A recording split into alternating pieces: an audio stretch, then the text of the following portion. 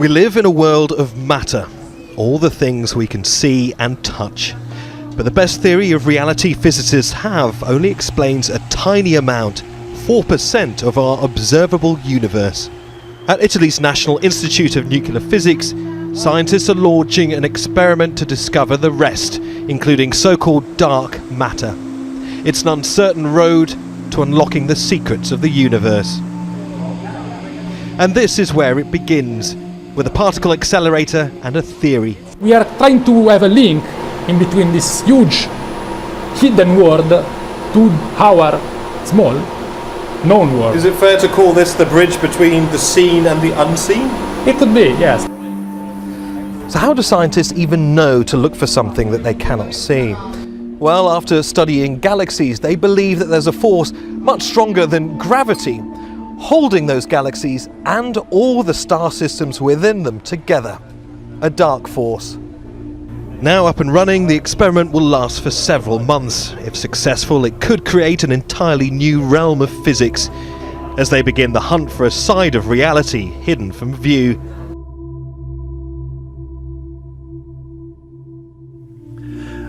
One thing that Hume said that I do agree with is that he says evolution is deceptively simple, yet utterly profound in its implications. I totally agree with that. Totally agree with it. Because as John Stonestreet noted, he says, ideas have consequences, bad ideas have victims. You see, the evolutionary hypothesis has a lot of victims. If indeed life is an accident without meaning, without design, survival is the fate of only the fittest, then the most brutal, opportunistic, and predatory amongst us are the ones who succeed. If the true nature of the world we live in is, as Tennyson wrote, red in tooth and claw, then there are no morals, there are no ethics, right and wrong does not exist, good and evil does not exist, truth and falsehood. Even the laws that try to govern and enforce those principles have no force or no purpose, they have no place and they have no meaning. That even simple human kindnesses become valueless. Love and the sacrifice that it often produces is merely an illusion and at worst a cruel deception. And you see, when you raise a generation of young people with this kind of tripe, as Hume notes, the implications are utterly profound. Uncovering the world of dark particles could be the key to understanding the nature of matter, gravity, and what is holding the universe together. But after decades of research, scientists have yet to find direct evidence of what some call the dark sector, where an unknown matter exhibits gravitational force but cannot otherwise be detected. It is one of the biggest mysteries in physics, and though invisible, the dark sector is believed to make up about 96% of the universe and the billions of galaxies within it. This is a headline from The Guardian in their particle physics section. Scientists hunt mysterious dark force to explain a hidden realm of the cosmos. That was a recent headline. This is Hin Mackey. She says, I studied humanities and social sciences, so I don't know what dark matter actually is, but I like what it represents, an invisible force that affects every nanosecond of our lives while we go about blindly unaware of its existence. It affects all of us and we just don't know or care enough. Yeah, so dark matter really played this crucial role in the story of our universe, as it makes up most of, as they correctly said, most of the matter in the universe. It means that a less consequential thing is that it means that every picture that we see of a galaxy is a little bit distorted. As Katie said, the presence of the dark matter distorts the light that we see. Yeah, I think invisible matter is a great way to put it. We have a lot of ways of seeing that there has to be some extra matter there, because we see the effects of its gravity in a lot of different places, on small scales, at galaxies, and large scales for the whole universe, but we just don't know what it's made of. So it's some kind of invisible stuff. It has lots of different effects. It changes the whole large-scale structure of the universe, how galaxies and clusters of galaxies come together, but we can't see it directly. We can only see that, you know, there's something weird going on in the things that we can see. They're moving in strange ways. It's even bending the shape of space itself. But we just need to figure out what it is. There are multiple observations that tell us that there is this missing mass that is dark matter. It isn't, you know, something speculative. This is something that is making up most of the matter in our universe. That may suggest that the dark matter may not actually be a particle, and may actually force us to even revisit the very foundations of physics itself.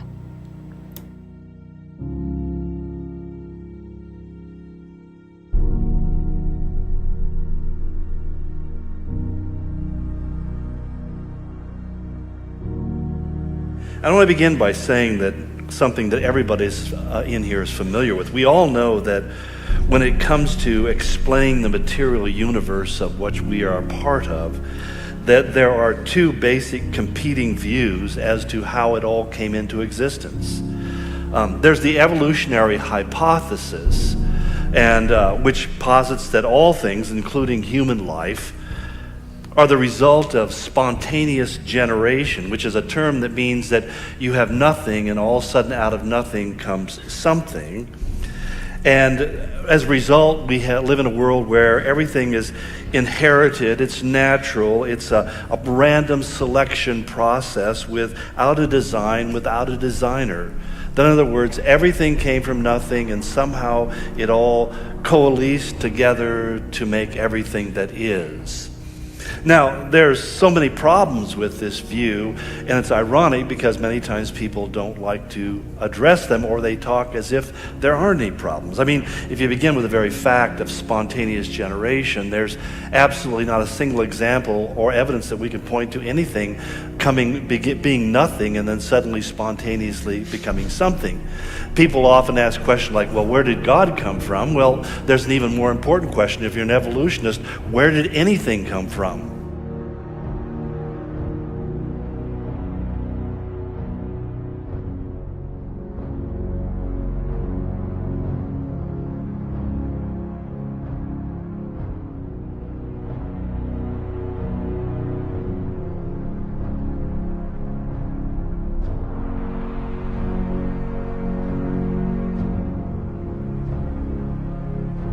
And the problem is, it's easier to say God, this almighty being, created everything and spoke into existence.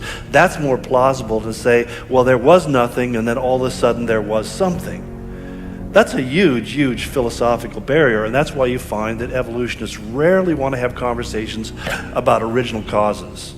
They rarely want to talk about origins because they know that they have absolutely says, well, it all was.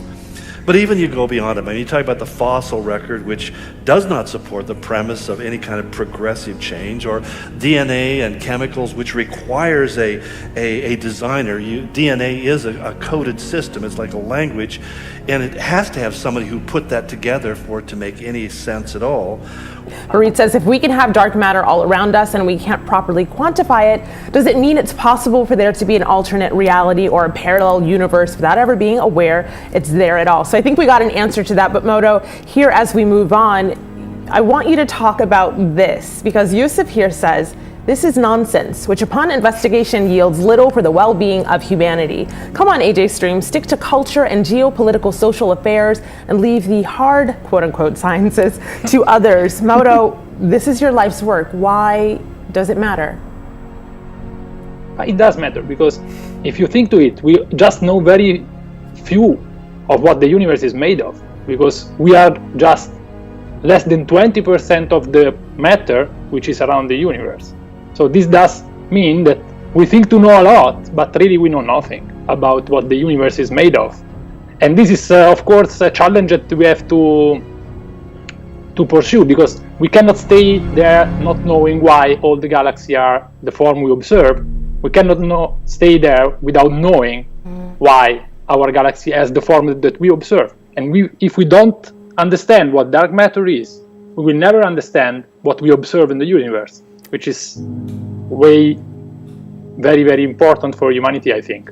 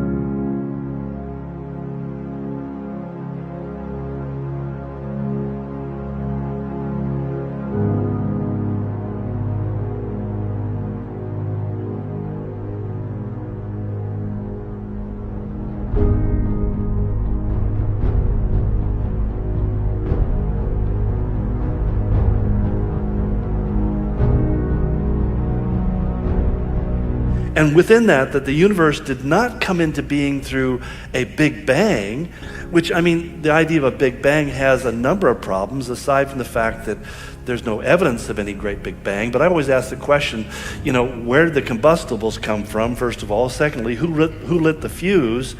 And thirdly, when is the last time you've seen an explosion create something? Usually it has the opposite effect, and it goes on and on from there with many, many other questions.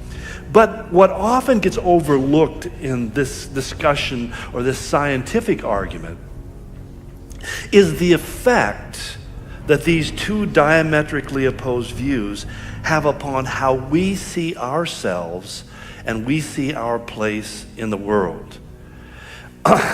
For example, if evolution is true, then according to Richard Dawkins, a well-known atheist and evolutionary biologist who wrote, amongst other things, the book called The God Delusion, he makes this amazing statement, very honest, very transparent. He says, life has no design, no purpose, no evil, and no good, nothing but blind, pitiless indifference.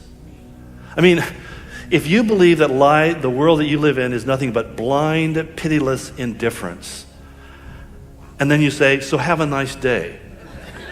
There's something inherently within us that kind of rejects that. It's like it's beyond being able to bear. In fact, but he's not alone. Pulitzer Prize winner Edward Humes, another Darwinian atheist, said, Darwin's brilliance, he wrote, was in seeing beyond the appearance of design and understanding the purposeless, merciless process of natural selection, and how it culled all but the most successful organisms from the tree of life, thereby creating the illusion that a master intellect had designed the world.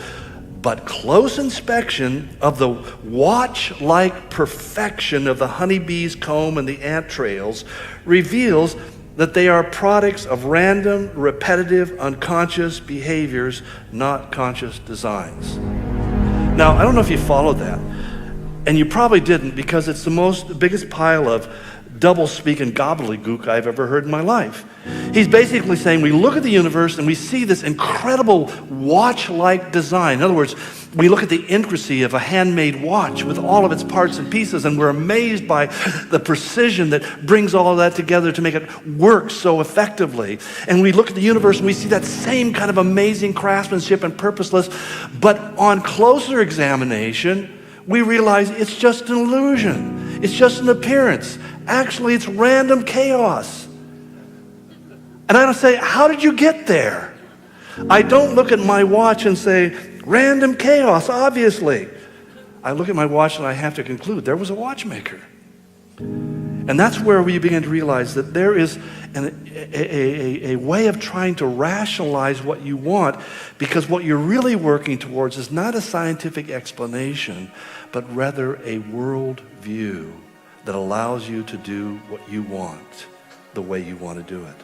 Now, in contrast to that, there is the other view, which is our view, or my view at least, the biblical view, that in Genesis 1 it says, in the beginning God created the heavens and the earth, and then verse 10 he goes on to say, and it was good. Two very important things to cite, because first of all, God created, and the God who created was a good God. He did it for good purposes. And basically this view posits that everything is a direct consequence of a divine design by a good and beneficent God whose purpose was to bless us and to benefit us by the graces and the goodnesses that he could show to us. But what the Bible tells us is that there was this creative moment when God said, let there be light. And what light is energy, that God released powerful energy that brought light and with it life into the universe as we know it. That he animated the matter which he had previously created to end up creating everything that we see around us. Talk about dark matter as if you're having coffee with a friend, and this is what she came up with. Dark matter is really a name we give as a proxy to indicate stuff that we don't know what it is, really. It's just to say there's something out there, we can't see it, but we can tell it's out there because of the effect it has on space and time around it. So it's gravitationally affecting the universe, but it's not visible to us. Some people think it should be called invisible matter because light passes right through it. It's literally invisible. It is not a scientific fact. In fact, Dr. Alfred Wilder-Smith, who had 4 earned doctorate degrees in the natural sciences and chemistry and biology and pharmacology and so forth, he simply wrote one time, he said, there is no such thing as an evolutionary science because evolution violates the most basic principle of science, that you have to have an empirical fact to begin your hypothesis with. And there is no empiricism here. It's all philosophy. It's all conjecture. It really comes down to how do we explain the universe without God? And they come up with a fairy tale, and people believe it because people say it's people in white coats and mortarboard hats say this is the way it is. And don't you dare question it. Don't you dare say it's not true. And yet what it does is it creates a world where violence becomes not only justified, but even necessary in the minds of too many people. So as we look at our world, we say, how is it that the violence just seems to be increasing? How is it so many young people are so disconnected and disengaged and so depressed and so anxious and so feel like purposelessness and meaninglessness in their life? And you sit there and go, how could they not? If you are raised from the cradle to believe that life has no purpose, it has no meaning, there is no design, it's just a random collision of various molecules and atoms that coalesce to create something or other, and that we're just halfway step, and when we die, we just go off the scene, when we realize that we are not the fittest, we are not the brightest, we are not the strongest, we're just one of the herd to be culled out over time, how can you not become depressed, become depraved? How can you not just say, what difference does it make if I live or die? It leads first to depression. The idea of what is my life about? What does it mean? Now, I don't say this just offhandedly. I say this was exactly the state of mind I came to before I became a Christian. As I looked at my life and thought, what difference does it make if I live to be 50 or if I die tomorrow? At the time I was 19 years of age. What difference does it make? Because if life has no meaning, no purpose, no design, no end, then what am I going to derive from it? We fall into that category that Paul spoke of when he said, they say, let us eat, drink, and be merry because tomorrow we die. So that you either try to just keep yourself entertained and amused to death so you don't have to ever think about what's going on in the world, or else when you do think of it, you fall into such a meaningless depression of despondency that what happens is you end up wanting to just be dead. And that's really what happens. That first it begins with a depression, then it's followed with a certain depravity that as human behavior sinks into the most common denominator, which is simply the blatant, unabashed pursuit of personal happiness at the expense of everyone else. Like Dylan Klebold, who went into Columbine High School and shot up a bunch of his classmates, and in his journal he just simply said, I am God, what I say goes, and if you don't like it, you die. Which, if you read his writings, is perfectly consistent with a nihilistic mindset that developed based upon the idea of evolutionary hypothesis. You see, the Bible creates a powerful contrast. Basically, its explanation of our existence is equally profound, but in the totally opposite direction. What it says is that we are created specifically and uniquely by a good God who had in mind a good purpose. But we are also created for nobility. A noble purpose with a profound meaning. God has given each of us our unique place. When Paul speaks to the Corinthians about the body of Christ, and he says he's selected and chosen every one of us to fit precisely into that huge puzzle called the body of Christ, the church of Jesus Christ on the planet. And you are a piece that was made uniquely for that spot, and there is not another one in all the universe. If we believe that, suddenly life takes on a value and worth. Suddenly there's a purpose and a meaning and a destiny that we yearn to follow and to fulfill and seek. C.S. Lewis put it in his book, Weight of Glory, put it this way. He says, there are no ordinary people. You have never talked to a mere mortal. Then he says in contrast, nations, cultures, arts, civilizations, these are mortal. Why? Because they don't last. They will die with time. But it is the immortals whom we joke with, and we work with, and we marry, and snub, and exploit, because they are headed for either immortal horrors or everlasting splendors. Whether you go to heaven or hell, you are immortal. You are forever. There is no cessation of existence, only a dropping off of the carcass or the vehicle of the body, but the soul that is in you is created by God, and it is eternal. And the real challenge of life is, where will I spend that eternal? You see, every one of us has a need to feel productive, to feel like we're doing something.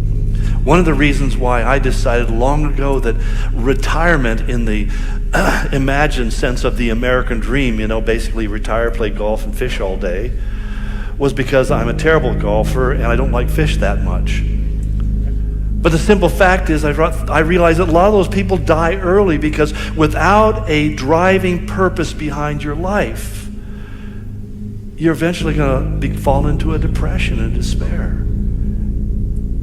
We need to feel like we are making a difference, that we're contributing, that we're being productive with our life. So if you're an evolutionist and you say, well, I live a productive life, you don't know what you're talking about. You're living with a philosophical inconsistency that one day you'll have to confront, and it will kill you. It's a sad thing because we live in an age where the gospel is its wings are being clipped. I guess the best way I could put it. We have more increasingly what's called the abbreviated gospel, so that more and more we find that churches want to talk about the things that people want to hear. We want to talk about how much God loves us and the wonderful plan he has for our life, the destiny he has prepared for us, and how special you are in his eyes, and all those sort of things. And we want to stay away from the other side, the darker side of things, where he says that if people reject him, they'll go to hell. If they behave in certain ways or follow certain lifestyles, they're not saved, they don't know God, and they also are going to hell. We don't want to do that. We want to kind of abbreviate it and clip the wings so it's something that's palatable and easy to deal with. We don't want to be troubled by those noisome things. And yet one of the things he says is, my Father's glorified in you bringing forth much fruit. And if you bring forth no fruit, he just simply clips that branch off. When he talks about you and I, and this is where I think we as Christians really get into fault, when we talk about hatred.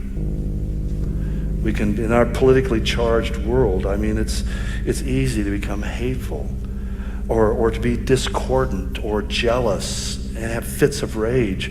Or I even think even as pastors, we can fall into a thing in the church of selfish ambition or dissensions and factions and envy, or drunkenness, orgies, and the like. Again, Paul says, I warn you, those who live like this will not inherit the kingdom of God. I read it again. I warn you, those who live like this, in other words, the defining characteristic of their lives are any of the above, they will not inherit the kingdom of God. And that's why you, in some people's efforts to be so loving to other people who don't know the Lord, I think you are loving them right into hell, because you aren't praying for them, and you aren't speaking the truth into their life. You don't have to be mean, you don't have to be rude, you don't have to be disrespectful, but you do have to say, listen, friend, I love you and I care for you, and that's why I'm going to tell you the truth. That if you continue to live like this, it will take you to hell.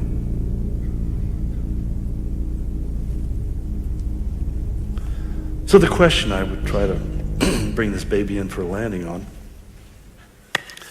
how does one go about producing good fruit in our life? And I think the first step is to correctly identify what is good fruit.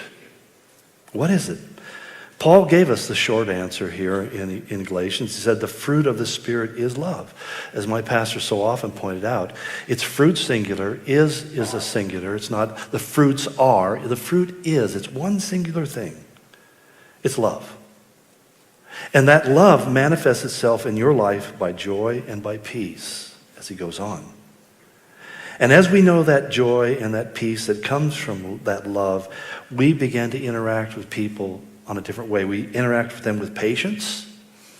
We interact with them in kindness. We interact with them in goodness and in faithfulness, in gentleness and self-control. Those things are so powerful. But it means also that there's a kindness, that we are committed to actually being kind to other people, which is a rare commodity in our world anymore.